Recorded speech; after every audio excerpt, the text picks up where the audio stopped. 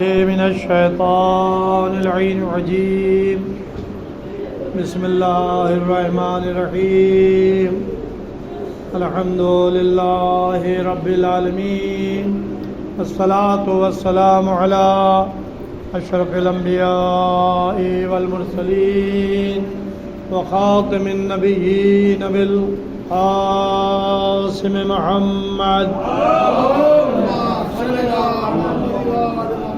وعلى أهل بيته الطيبين الطاهرين المعصومين ولعنة الله على أعدائهم أجمعين أما بعد فقد قال سبحانه تبارك وتعالى في قرآن مجيد والفرقان الحميد وهو أصدق الصادقين وقوله الحق بسم اللہ الرحمن الرحیم یطعمون الطعام علی حبہ مسکینا و یتیما و اسیرا۔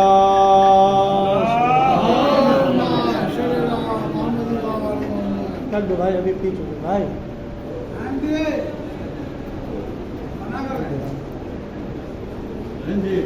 بھائی قرآن مجید کے سورہ دہر کی آیت ہے جس کی تلاوت کا شرف حاصل کیا۔ یہ سورہ دہر سورہ انسان بھی کہلاتا ہے اور اس کو سورہ حل عطا بھی کہتے ہیں۔ اس سورہ کی شان نزول اہل بیت علیہ السلام ہے، جن کے عمل کی وجہ سے یہ سورہ مبارکہ ان کی مدح و ثنا میں تعریف کرتا ہوا نازل ہوا۔ تعریف ہو رہی ہے، مدح و ثنا ہو رہی ہے۔ اب آپ اس کی شان نزول کو ملاحظہ فرمائیں۔ جو ابن عباس سے روایت صاحب غدیر نے اور دیگر علماء نے تفسیروں میں تحریر کی ہے کہ حسنین کی علالت کے موقع پر پیغمبر اسلام اپنی بیٹی کیا تشریف لاتے ہیں اور فرماتے ہیں کہ بیٹی تم نذر مان لو کہ میرے بچے صحتیاب ہو جائیں تو ہم 3 روزے رکھیں گے۔ یہ یوفون بالنذر قرآن کی آیت ہے۔ ہمارے یہاں نذر کا تصور جیسا کہ آپ دیکھتے ہیں شیرمال، برفی، مٹھائی، پھل یہ سامنے رکھ کر کے اور ایک شخص آگے کھڑے ہو کر سورہ الحمد و سورہ توحید کی تلاوت کرتا ہے، اول و آخر درود پڑھتا ہے اور اس کو جس کی نذر ہو رہی ہے اس معصوم کا نام لے کر اس کی خدمت میں پیش کی جاتی ہے۔ یہ ہمارے کیا کا رواج ہے، طریقہ ہے، اور جگہوں پر نہیں ہے۔ ہندوستان میں خاص طور سے یا پاکستان میں یہ خاص طور سے طریقہ رائج ہے، لیکن اگر آپ ایران عراق جائیں تو وہاں پہ یہ انداز نہیں ہے جو انداز ہمارے یہاں منایا جاتا ہے۔ اب قرآن نے جو نذر کہی، پیغمبر نے جو نذر ماننے کے لیے کہا، یوفون بالنذر، جو اہل بیت نے اپنی نذر کو پورا کیا، وہ ہے ہماری زبان میں منت ماننا، عہد کرنا۔ یہ کام ہمارا ہو جائے تو ہم یہ کام انجام دیں گے۔ قرآن کی روشنی میں اس کو کہتے ہیں نذر، اور یہی تعلیم ہمارے رسول نے دی۔ اپنی بیٹی سے فرمایا بیٹی نذر مان لو کہ ہمارے بچے صحتیاب ہو جائیں تو ہم 3 روزے رکھیں گے۔ صحتیابی کے لیے 3 روزوں کی نذر ماننے کے لیے پیغمبر نے اپنی بیٹی سے فرمایا بیٹی نے نظر مان لی کہ بچے صحتیاب ہو جائیں تو ہم 3 روزے رکھیں گے۔ چند دنوں میں بچے صحتیاب ہو گئے۔ یوفون بالنذر، اب اس نذر کو ماننے کے بعد جب پوری ہو جائے تو اس کا پورا کرنا یہ واجب ہے، چاہے جس چیز کی نذر مانے، لیکن جائز ہو، جائز کام کے لیے ہو، اور ایسی نذر مانی جائے جس کو آپ پورا کر سکے، ایسی نذر نہ ہو کہ جو آپ کر ہی نہ سکتے ہو۔ جیسا کہ ایک شخص نے پیغمبر کے دور میں نذر مان لی کہ ہم حوروں کی پیشانی کا بوسہ لیں گے اور جنت کے چوکھٹ کو چومیں گے، بوسہ لیں گے۔ تو اب ظاہر ہے کہ جنت کے چوکھٹ کو چومنا اور حوروں کی پیشانی کا بوسہ لینا یہ انسان کے اختیار سے باہر ہے۔ پیغمبر کے دور میں نذر مان لی، اب آیا پیغمبر کے پاس، یا رسول اللہ میں نے یہ نذر مانی تھی۔ اب پیغمبر تھے جو مشکل کو آسان پیغمبر نے کر دیا۔ آج کے دور میں اگر کوئی آ جائے اور یہ مسئلہ لے کر تو ہم آپ اس کا جواب نہیں دے سکتے، لیکن پیغمبر تھے، شہر علم تھے اور شریعت معین کر رہے تھے۔ انہوں نے کہا کہ جاؤ اپنی ماں کے قدموں کو بوسہ لے لو اور پیشانی کا بوسہ لے لو۔ کہا کہ میری ماں تو ہے نہیں دنیا میں، فوت ہو گئی۔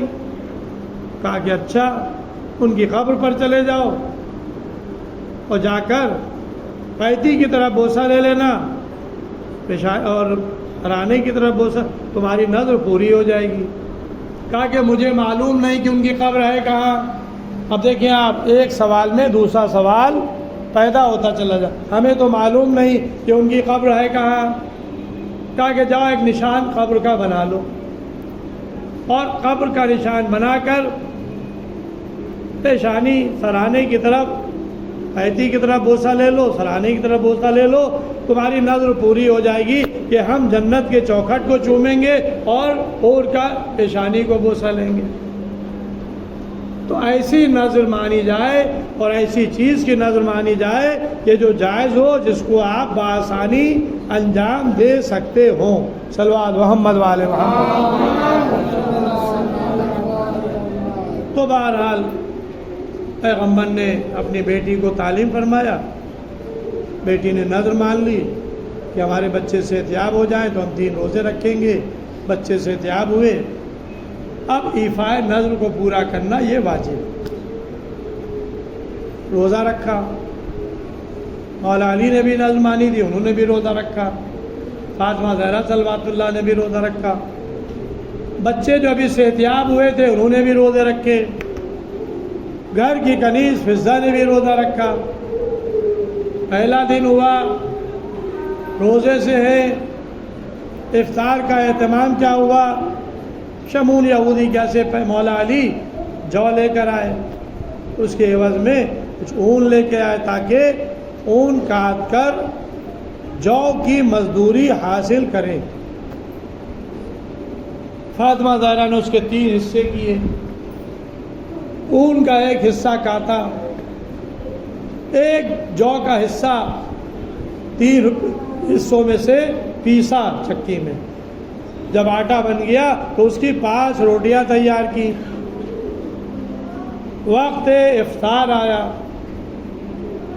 ابھی دسترخوان بچھا تھا، اہل بیت رسول چاہتے تھے کہ لقمہ لے توڑیں اور روزہ افطار کریں۔ دروازے پر کسی نے آواز دی کہ اہل بیت رسول تم پر ہمارا سلام ہو، ہم مسکین ہیں، مدینے کے مسکینوں میں سے، ہمیں کھانا کھلا دو۔ ایک روٹی اٹھائی سیدہ، ایک روٹی اٹھائی مولا علی، ایک روٹی حسن مجتبیٰ، ایک روٹی حسین مظلوم کربلا، اور یہاں تک کہ فضہ نے بھی اپنی روٹی۔ ساحل چلا گیا، پانی سے افطار کر لیا، روزے پر روزہ رکھ لیا۔ دوسرے دن پھر روٹیاں پکی، آٹا پیسا گیا، جو پیسے گئے، آٹا بنا، روٹی پکی، وقت افطار آیا۔ آج ایک یتیم آ گیا، کیا مدینے کے یتیموں میں سے ایک یتیم، بھوکے کھانا کھلا دو، پھر سب نے روٹیاں دے دی۔ تیسرا روز ہوا، اب تیسرا روز جب ہوا تو پھر آج باقی جو کا آٹا پیسا گیا، روٹیاں تیار ہوئیں۔ آج تیسرا روز جب وقت افطار آیا تو ایک اسیر نے آواز دی کہ اہل بیت نبوت تم پر میرا سلام ہو، ہم مدینے کے اسیروں میں سے ایک اسیر ہیں، بھوکے ہیں، ہمیں کھانا کھلا دو۔ سب نے پھر اپنی اپنی روٹیاں دے دی، روزے 3 رکھے اور وقت افطار سب نے اپنے اپنے آگے کی روٹیاں دی۔ میں کہتا ہوں کیا ضرورت تھی؟ ایک روٹی اگر دے دی جاتی سائل کو تو باقی 4 روٹیاں تو بچتی، 4 میں 5 حصے ہو جاتے، 5واں شخص جس نے روٹی دی تھی وہ بھی اس 4 میں سے اپنا شیئر کر لیتا تو بھوکا بھی کوئی نہ رہتا اور سائل کا سوال بھی پورا ہو جاتا۔ لیکن اہل بیت نے بتایا کہ ہم سخی ہیں، کنجوس نہیں ہیں۔ اگر علی نے اپنی روٹی دی تو یہ ان کی سخاوت تھی، فاطمہ زہرا نے اپنی روٹی دے کر اپنی سخاوت کا اظہار کیا، حسن حسین نے اپنی روٹیاں دے کر اپنی سخاوت کا اظہار کیا، اور گھر کی کنیز فضہ نے بتایا کہ دیکھو ہم اہل بیت کے در کی کنیز ہیں، اگر ان کا عمل ہے تو ہم بھی ان کے نقش قدم پر عمل کر کے اپنی روٹی سائل کو دے دیں گے۔ صلوات محمد علیہ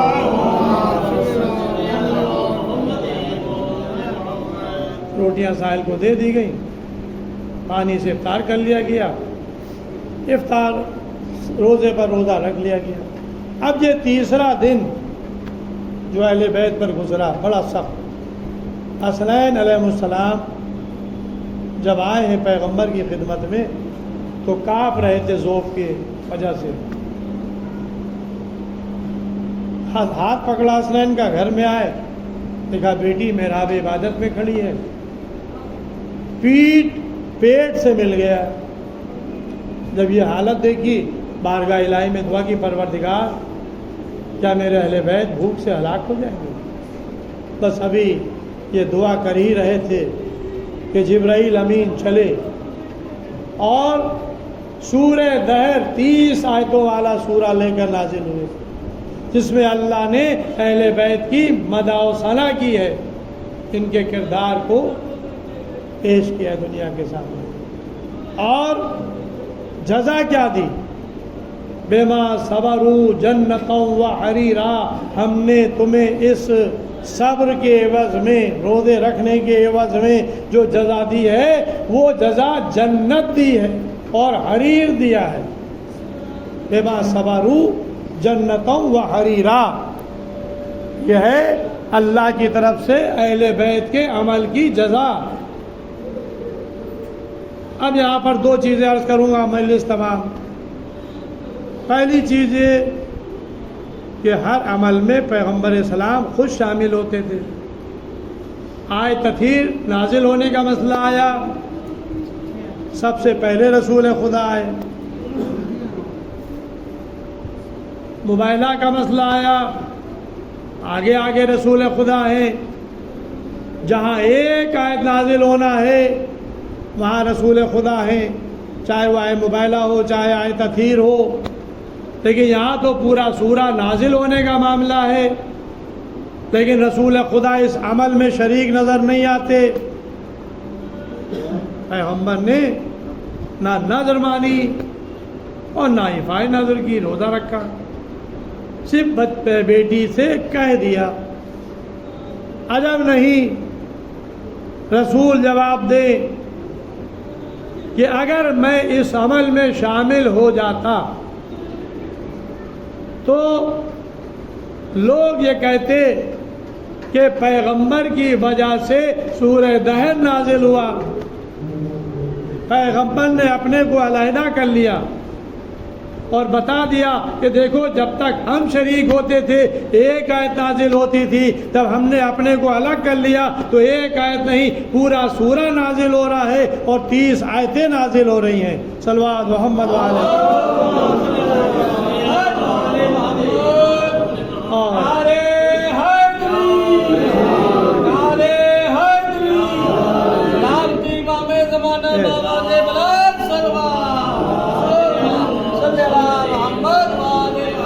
اور عجب نہیں پیغمبر جواب دے کہ اگر ہم اس عمل میں شریک ہو جاتے اور اللہ جنت دیتا، جیسا کہ اس نے اعلان کیا بما صبروا جنتوں و حریرا،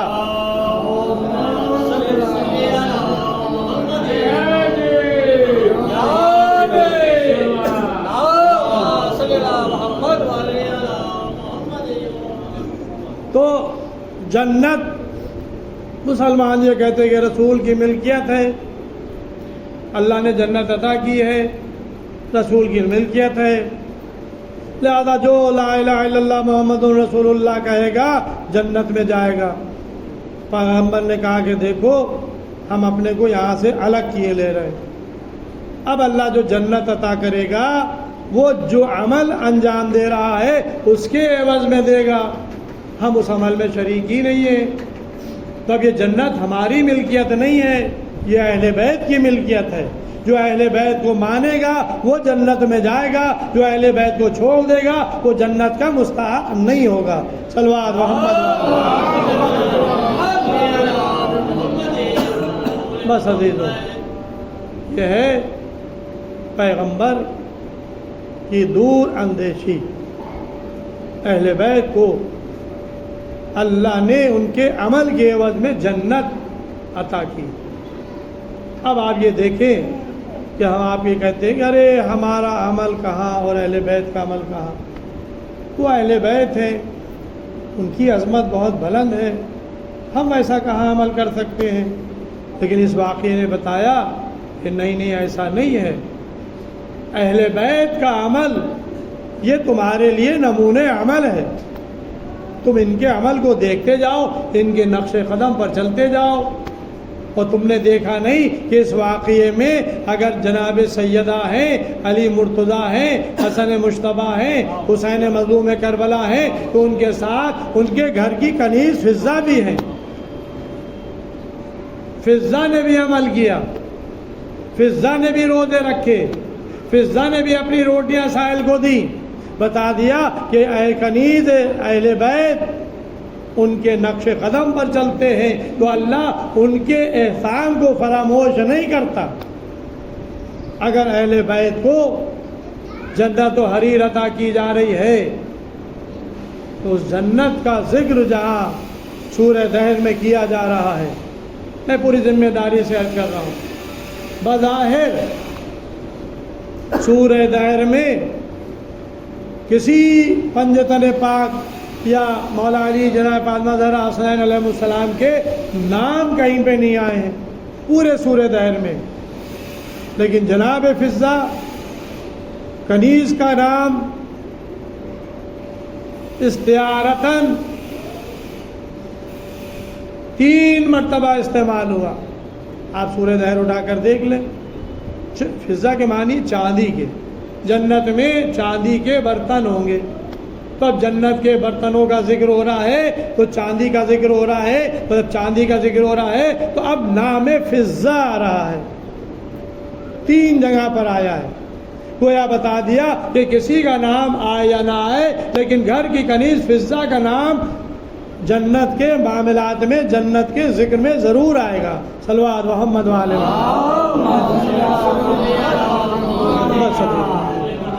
اس سے زیادہ مجھے عرض نہیں کرنا ہے۔ بما صبروا جنتوں و حریرا یطعمون الطعام علی حبہ مسکینا و یتیما و اسیرا، یہ اہل بیت ہیں جو نذر کو پورا کرتے ہیں اور اللہ کی خوشنودی کے لیے یتیم و مسکین و اسیر کو کھانا کھلاتے ہیں۔ 3 دن کھانا کھلایا، روٹیاں سائل کو دے دی، لیکن پانی سے افطار کر لیا۔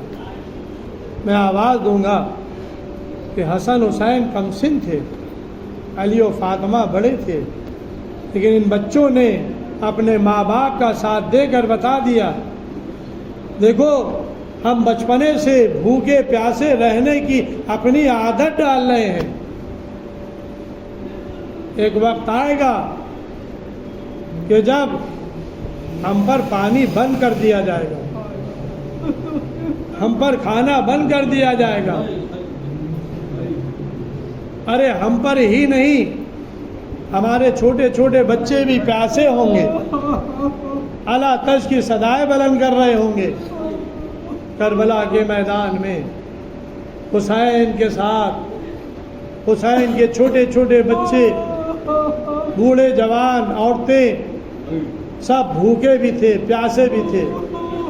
شب عاشور قیام حسینی سے اعلیٰ تش ہائے پیاس کی آوازیں بلند ہو رہی تھیں۔ میں عرض کر چکا کہ پیاس کا عالم کیا تھا اس کا اندازہ ہم نہیں لگا سکتے، لیکن واقعات کربلا کو دیکھ کر اندازہ ہوتا ہے کہ اہل بیت کتنے پیاسے تھے۔ جب جناب علی اکبر میدان میں گئے اور جنگ کرتے کرتے واپس آئے تو آ کر اپنے بابا سے یہی تو کہا تھا، بابا پیاس مارے ڈالتی ہے، ارے تھوڑا سا پانی مل جاتا۔ تو حسین کیا جواب دے، ارے اپنی زبان میرے دہن میں دے دو۔ زبان دی، فوراً کھائی جی، بابا ارے آپ کی زبان تو ہم سے زیادہ خشک ہے۔ اور اس کے بعد حسین ششماہے کو لے کر میدان میں آئے، سوال آپ کیا، حجت تمام کرنے کے لیے بچے سے فرمایا، اے بیٹا علی اصغر تم بھی حجت خدا کے پسر ہو، اپنی حجت ان پر تمام کر دو۔ علی اصغر نے اپنی سوکھی ہوئی زبان اپنے پپڑائے ہوئے ہونٹوں پر پھیرنا شروع کی، لشکر منہ پھیر پھیر کر رونے لگا۔ عمر سعد نے فوج کی حالت دیکھی، آواز دی، آئینہ آئینہ ہرملا، اختہ کلام الحسین، ہرملا کہاں ہو، حسین کے کلام کو قطع کر دو۔ بس عزیزوں، 3 بھال کا تیر چلا، ننھے سے بچے کی گردن کا نشانہ لگا، بچہ مسکرایا، باپ کے ہاتھوں پر منقلب ہو گیا۔ حسین کے ہاتھوں پر ننھی سی میت خیمے کی طرف لے کر جا رہے ہیں، کبھی آگے بڑھتے ہیں کبھی پیچھے ہٹتے ہیں، فرماتے انا للہ و انا الیہ راجعون رضا بقضائہ و تسلیما لامرہ۔ اے رباب آؤ اپنے لال کو آ کر لے جاؤ۔ جناب رباب آئی، حسین نے ابا کا دامن ہٹایا، ماں کی نگاہ پڑی، بس ایک جملہ کہا، اے بیٹا علی اصغر کیا تمہارے سن و سال کے بچے اس طرح سے نہر کیے جاتے ہیں؟ انا للہ و انا الیہ راجعون رضا بقضائہ و تسلیما لامرہ۔ ایک مرتبہ سورہ الحمد